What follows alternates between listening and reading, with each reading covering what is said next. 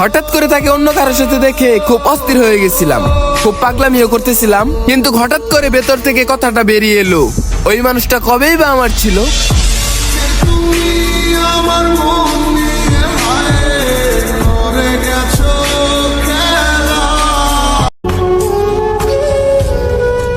আমাকে দেখিয়ে দেখিয়ে অন্যের সাথে কথা বলো, দিনে 24 ঘন্টা অনলাইনে থাকো।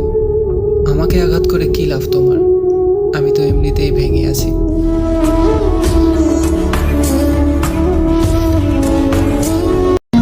আল্লাহ কেন আমারে সুন্দর বানাইলা না? কেন তার সাথে ম্যাচিং হইল না?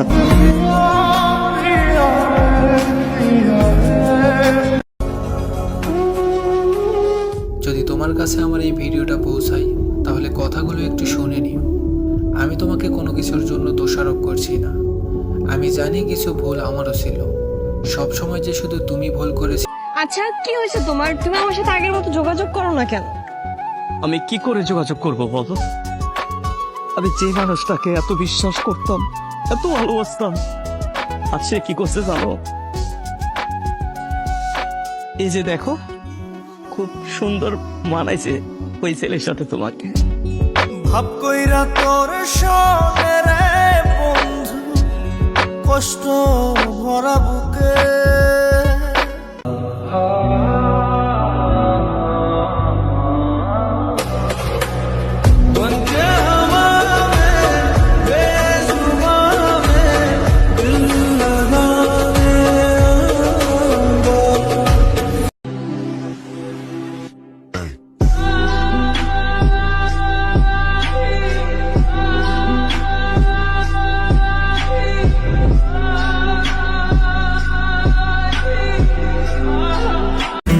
যে ভুলে গেছো, যে আমাকে ভুলে,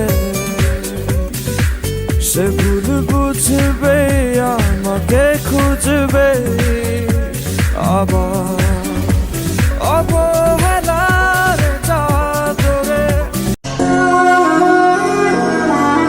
জীবনের অর্ধেক সময়টা কাইটা গেল বুঝতে বুঝতে, আর এখন বাকি সময়টা কাটতাছে বাস্তবতার সাথে লড়াই করতে করতে।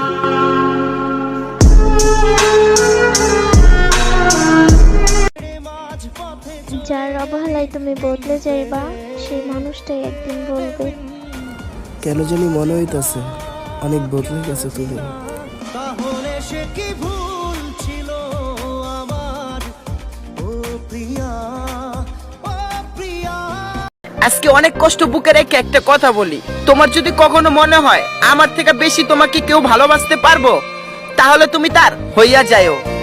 বিশ্বাস কর জান, তোর মতো ভালো আমাকে কেউ বাঁচতে পারবো না। আই মিস ইউ জান, আই মিস ইউ। আরে যা তো, এমন নাটক আর কত করবি? মরে গেছে মন, শুকনো ডাল যেমন। কারো মিথ্যে মায়ায় জড়ানোর চেয়ে একা থাকা অনেক ভালো। কারণ একান্ত ভালোবাসা কখনো বেইমানি করে না।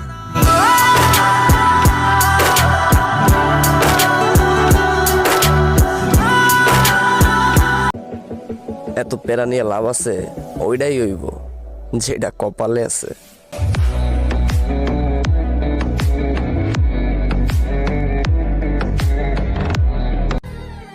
এই যে শোনো, স্বার্থপর মানুষ চিনতে আয়নার প্রয়োজন হয় না, প্রয়োজন শুধু হয় সময়ের।